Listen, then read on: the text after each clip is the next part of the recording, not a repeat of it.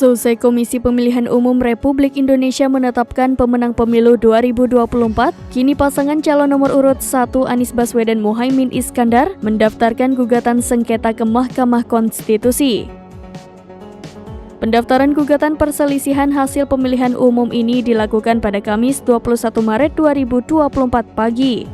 Terkait dengan pendaftaran PHPU ke MK, Tim Hukum Nasional Anies Muhaimin membawa beragam bukti kuat dugaan kecurangan. Ketua THN Anies Muhaimin, Ari Yusuf Amir mengatakan pihaknya telah menyiapkan beragam bukti dan saksi-saksi. Adapun sebelumnya, Cawapres Muhaimin Iskandar dalam keterangannya pada Rabu 20 Maret 2024 mengatakan bahwa THN akan langsung bergerak untuk menggugat hasil pemilu. Menurut Caimin, gugatan ini memperjuangkan suara yang dipercaya dengan gerakan perubahan yang mereka usung. Terkait dengan gugatan PHPU ke MK, Caimin menghimbau para pendukungnya agar tetap menjaga situasi perdamaian di tanah air. Caimin mengatakan bahwa semua pihak harus menjaga etika demokrasi dan menjaga suasana kedamaian serta persatuan. Hal serupa juga disampaikan oleh Anies Baswedan. Anies berharap dukungan untuk langkah tim hukum Amin, sehingga apapun temuannya akan menjadi fakta sejarah.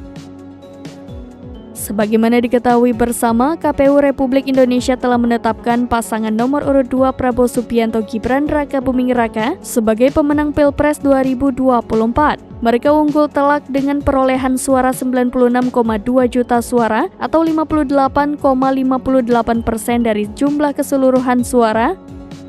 Sedangkan pesaing terdekat mereka Capres-Cawapres nomor urut 1 Anies Baswedan Muhaimin Iskandar hanya mendapat 24,95% atau 40,9 juta suara.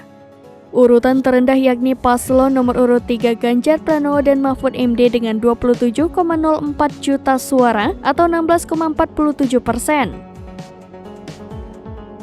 Adapun Mahkamah Konstitusi telah resmi membuka pendaftaran PHPU pada Rabu 20 Maret 2024. Wakil Ketua MK Saidi Isra membuka pendaftaran PHPU dengan menekan tombol tanda dibukanya pendaftaran.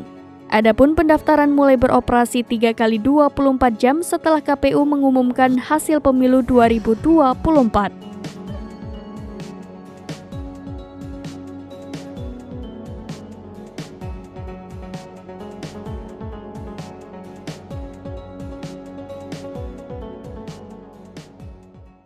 Download Tribun X sekarang, menghadirkan lokal menjadi Indonesia.